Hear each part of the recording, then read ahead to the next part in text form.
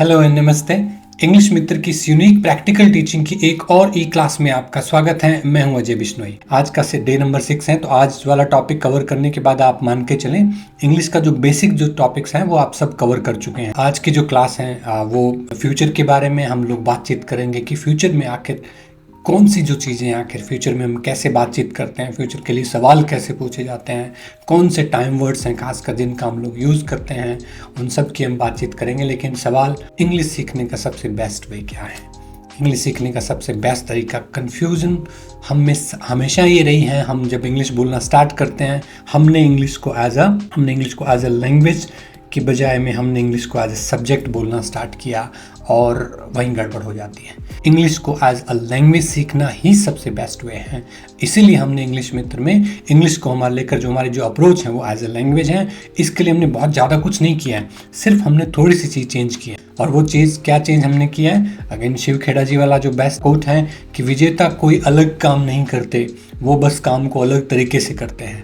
मतलब इसका ये हुआ कि ज़िंदगी में जो लोग कामयाब होते हैं, ज़िंदगी में जो लोग आगे बढ़ते हैं, कुछ हासिल करते हैं, वो कोई अलग काम नहीं कर देते हैं, बस वो काम को अलग तरीके से करते हैं। और उस फॉर्मेट को हमने इंग्लिश मित्र में कैसे हमने यूज़ किया, सिर्फ एक चेंज करके। जो ग्रामर का बहुत स्ट्रॉन्ग जो चीज़ है, इंग्लिश में सबसे स्ट्रॉन्ग जो चीज़ है वो यही होती है। चाहे और कुछ आए ना आए, वर्ब आने जरूरी हैं, उसके अंदर वर्ब आनी जरूरी है।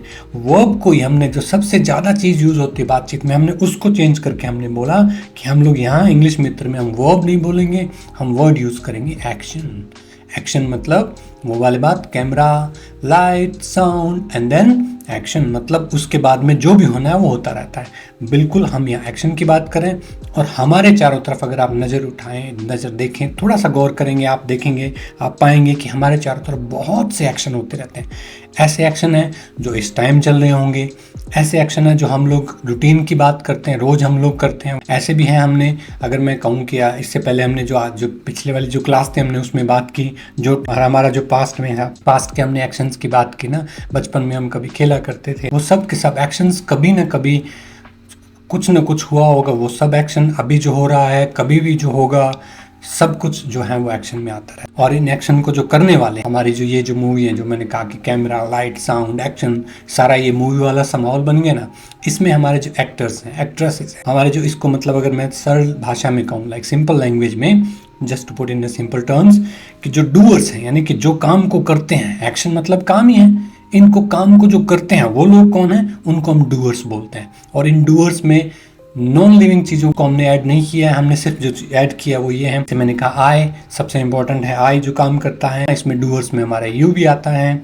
हम ही का बात करेंगे, शी की बात करते हैं, दे की बात करते हैं, हम सब मिल जाएं वी की बात करते हैं। और जो हमारे रिलेशन होते हैं, अब इंसान के नॉर्मली जो है एडवांस लेवल में हम लोग बॉडी लैंग्वेज की क्लास पढ़ाते हैं, उसमें बहुत डिटेल में इस बारे में बातचीत करेंगे। लेकिन जनरली हमारे जो 3 सर्कल होते हैं, एक हमारा पर्सनल सर्कल है, एक हमारा सोशल सर्कल होता है, एक अगर मैं कहूँ प्रोफेशनल हम जिसको हम बात करते हैं, ठीक है ना। तो ये 3 जो सर्कल्स हैं, इन सब में अगर रिलेशन है कोई हमारे पर्सनल रिलेशन की, मतलब मदर, फादर, ब्रदर है ना, क्लोज फ्रेंड, उनकी बात करते हैं तो वो रिलेशन में आ जाएंगे। बॉस, कलीग जो है हमारी बात करते हैं वो हमारे प्रोफेशनल रिलेशन में आ जाएंगे।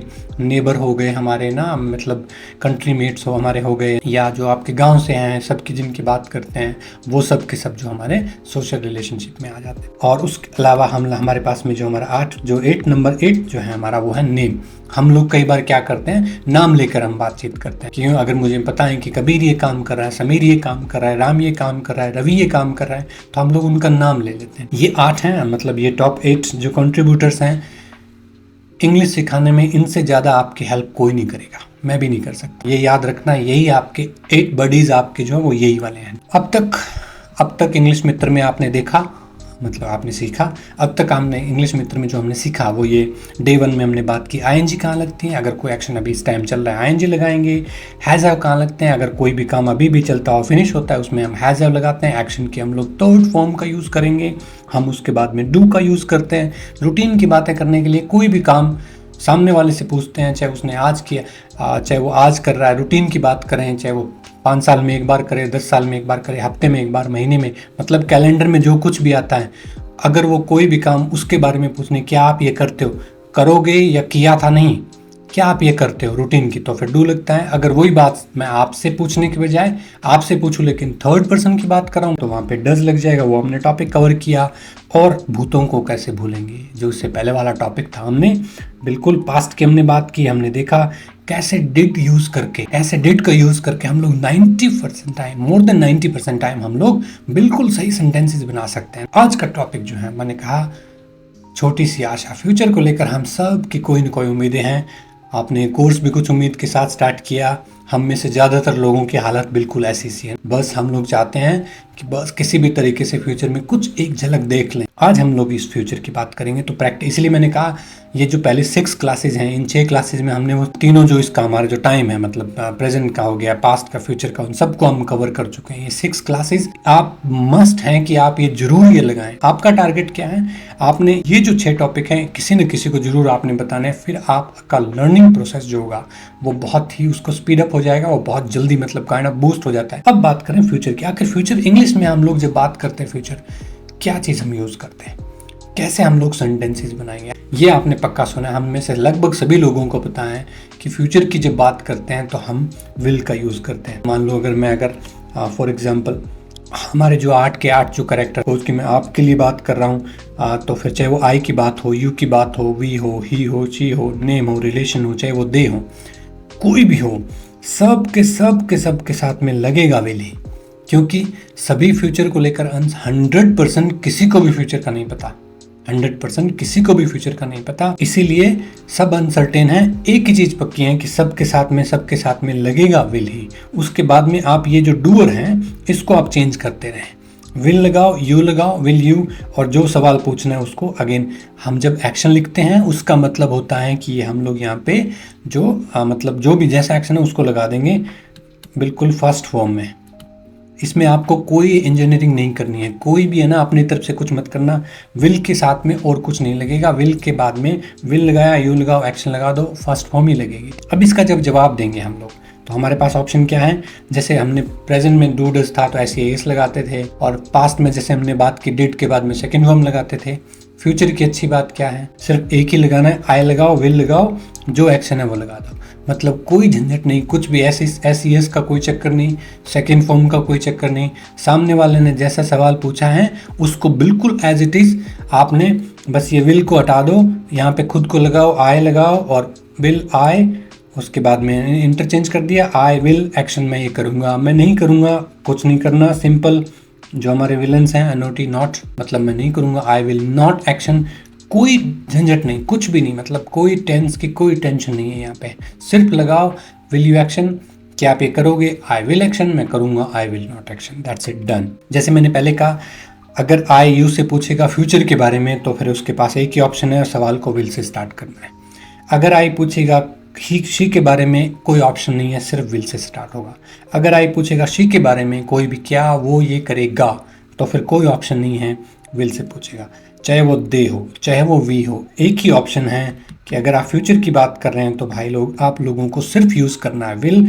अगर आपको लगता है नेम और रिलेशन, मतलब हमारे जो 8 कैरेक्टर्स हैं, आपके जो 8 बडीज़ हैं, मतलब जो है ना इंग्लिश आपको जो सिखा रहे हैं, टॉप 8 जो हैं, उनमें से किसी की भी बात कर रहे हैं, फ्यूचर की अगर बात कर रहे हैं तो आपको विल लगाना है, यू लगाना है, एक्शन मतलब फर्स्ट फॉर्म, ना आईएनजी, ना हैज हैव, ना सेकंड फॉर्म, ना थर्ड फॉर्म, कुछ नहीं, विल लगाओ, यू लगाओ, एक्शन लगाओ, दैट्स इट, डन। बिल्कुल करेक्ट सेंटेंस आपका हो जाएगा। मतलब एक पूरा का पूरा काल, भविष्य काल आप सिर्फ विल से कवर कर सकते हैं। समटाइम्स क्या होता है कि जब आप देखिए सवाल जो पूछेंगे ना, विल के सवाल जो पूछेंगे, आपके पास ऑप्शन एक ही है विल से।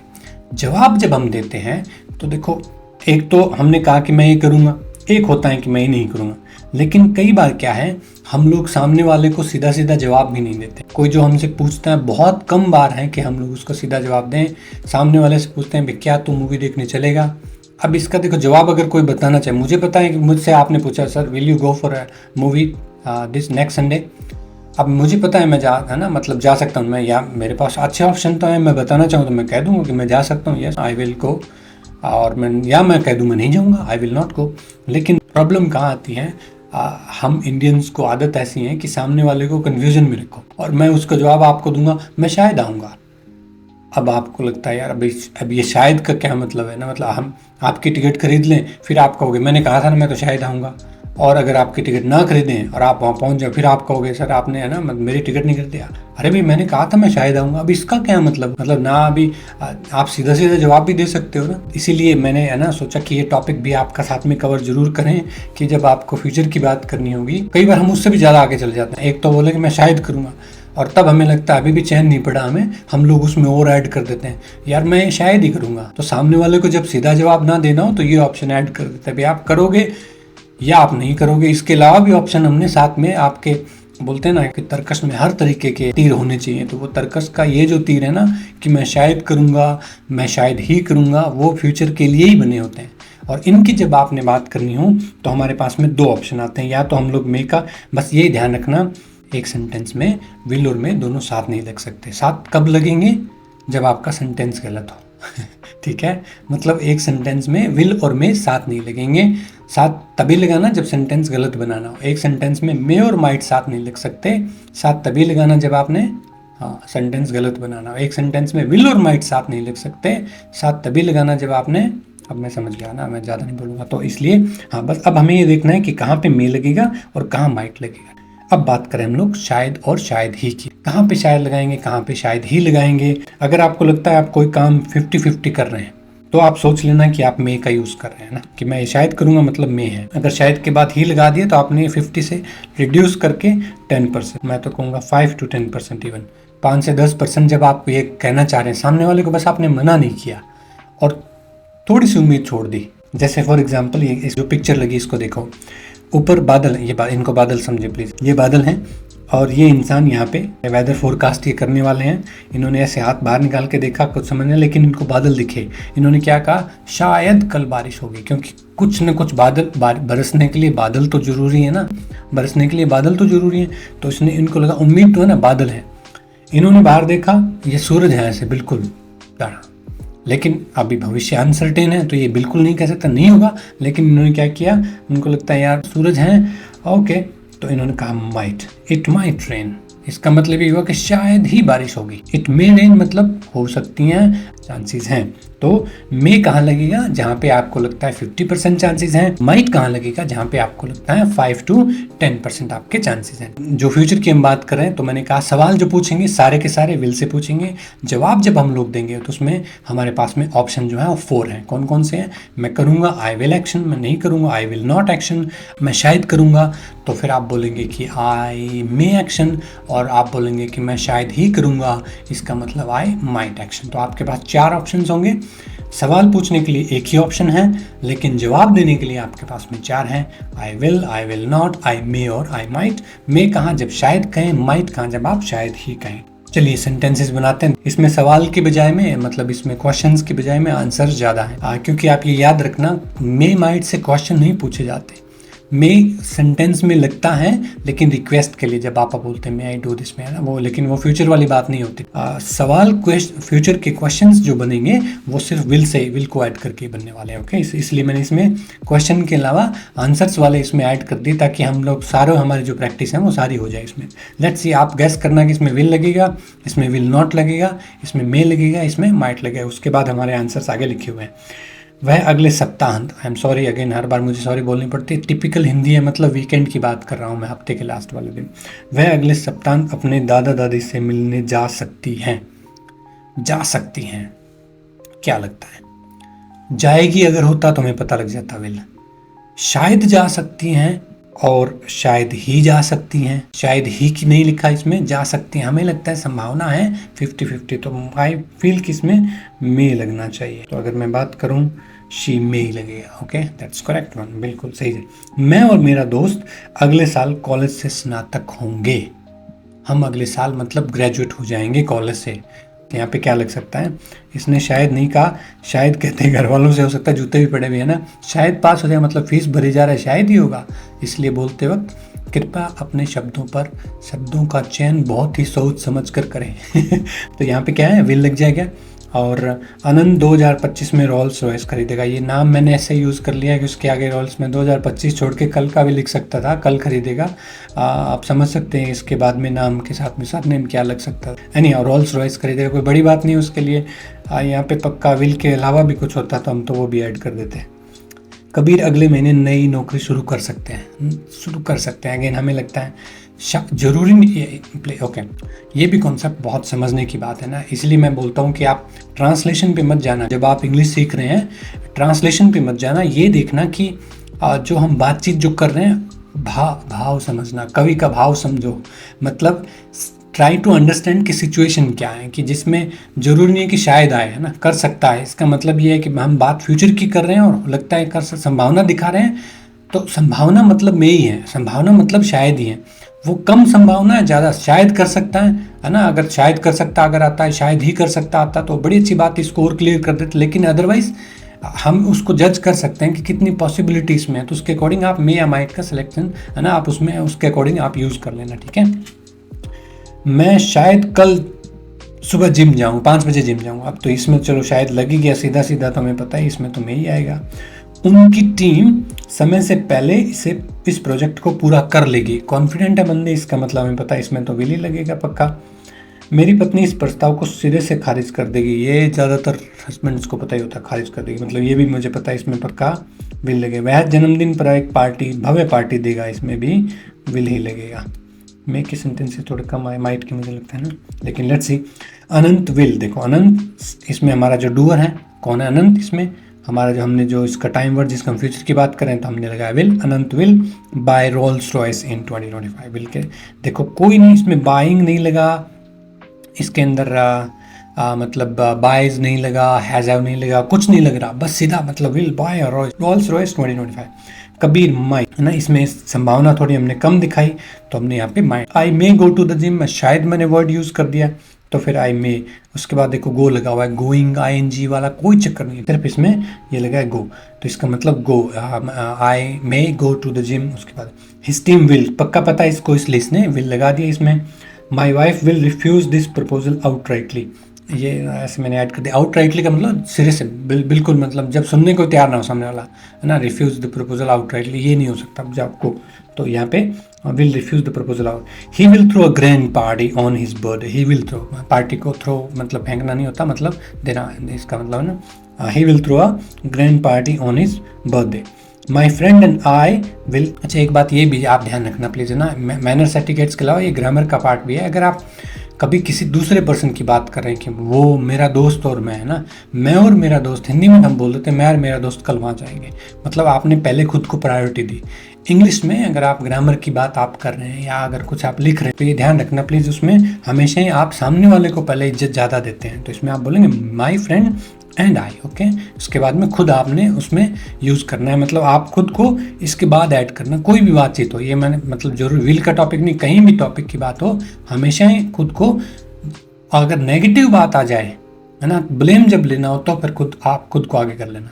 ये इसमें भी अंग्रेज लोग थोड़े मैनर्स एंड एटिकेट्स की बात करने लगे, लेकिन that is how it works, okay. तो आप इसको ध्यान रखना। She may visit her grand parents next weekend, ये हो गया। So this is all about, ये जो है ये हमने बात की विल के बारे में। और ये आई डोंट नो, इसमें थोड़ा सा गड़बड़ हो गया लगता है मुझे। एनीहाउ ये आपका होमवर्क है, इसमें आप अपना होमवर्क कीजिए। Will you action, I will not action, I may action. Anyhow ये इसमें आप, मैंने सेंटेंसेस आगे पूरे इसमें बना दिए जितने बन सकते थे, तो आप इनकी प्रैक्टिस आप कर सकते हैं, खूब प्रैक्टिस करना इनकी। और सेंटेंसेस बना लेना सारे के सारे, जितने आप मैक्सिमम बना सकते हैं। इसमें आप पूरा लिखा हुआ, जैसे कि buy expensive dress travel to Toronto in 20। Most welcome, आप टोरंटो में हैं या टोरंटो आ रहे हैं, please let me know, I would be so happy to meet you in person, पक्का मिलेंगे आपसे। क्विट जॉब इन अप्रैल 2027, इन सब में आप या मे लगाएं, मैं शायद जॉब छोड़ दूंगा, आई मे, शायद ही जॉब छोड़ूंगा, आई माइट, मैं पक्का छोड़ूंगा, आई विल, मैं नहीं छोड़ूंगा, आई विल नॉट, है ना।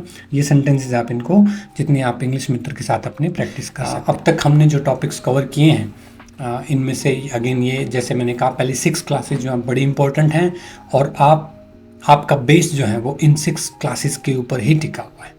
जितने अच्छे आपको ये टॉपिक्स क्लियर हैं, उतना ही ज़्यादा आप बोलना स्टार्ट करेंगे, उतना ही ज़्यादा नेक्स्ट आगे जो आने वाले टॉपिक्स हैं वो बहुत अच्छे होंगे।